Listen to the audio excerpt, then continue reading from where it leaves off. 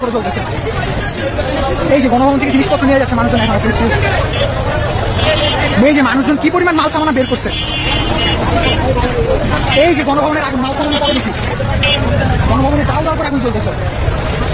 বাইরে আমরা ভিতরেও না, বাইরে কিভাবে কিভাবে এরকম মারে বাই পাইলে যায়। আমাকে ট্যাক্সের টাকা আপনি করে ট্রেনিং করে মিশনে যাওয়ার জন্য। রাইট,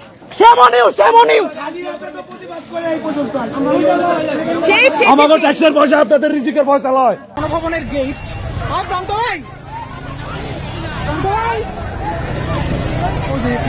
আসো, আসো, আগুন আগুন, গণভবনে আগুন।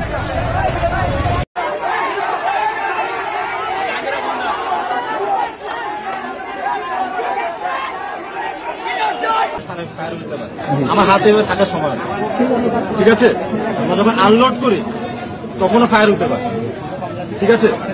আমরা তো এরকম না যে ভিতরে আপনি দেখছেন তো কন্টিনিউয়াস ফায়ার হয়নি, তো এটা বোঝা যাচ্ছে যে একটা মিস ফায়ার হয়েছে।